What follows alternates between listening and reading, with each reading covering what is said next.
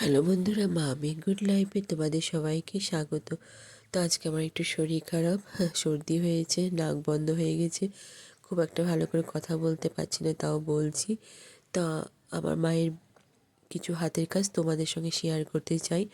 এ দেখো আমার মা যে বানাচ্ছে, এটা পুরানো কাপড়, বাড়িতে যেসব কাপড়গুলো থাকে সেই সব কাপড়গুলো ছোট ছোট করে কাটে।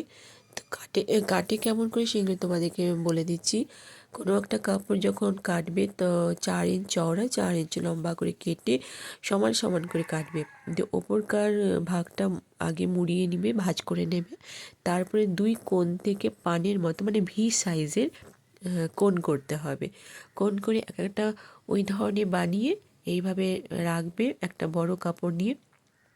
সেইভাবে রেখে কাঁথা সেলাই করতেও পারো বা মেশিনেও সেলাই করা যাবে, যেটা তোমাদের সুবিধে লাগে। বেশিরভাগ আমার বলতে গেলে মেশিনে সেলাইটা করলেই ভালো হয়, সুবিধে হয়, কিন্তু মা হাতে সব কাজই করে।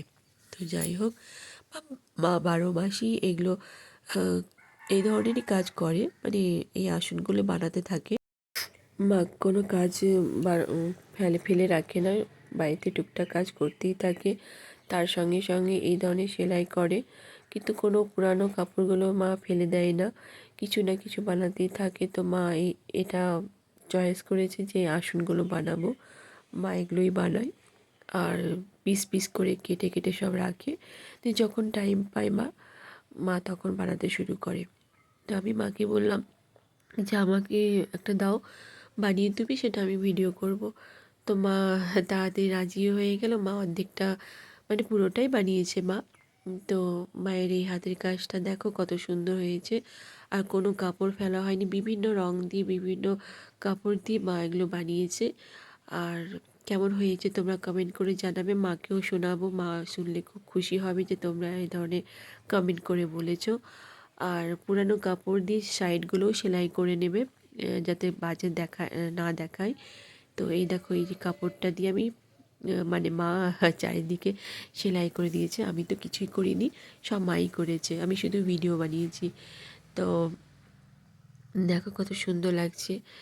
তো এইভাবে তোমরা বানাতে পারবে, কোনো কাপড় ফেলার নেই, মানে কোনো কিছুই জিনিস ফেলার দরকার নেই, কিছু না কিছু একটা বানানো যাবে যদি বুদ্ধি হয় থাকে তাহলে।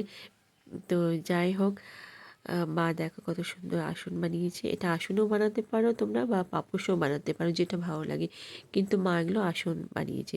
তো যাই হোক, কেমন হয়েছে কমেন্ট করে নিশ্চয়ই জানাবে। ওকে, বাই, টাটা।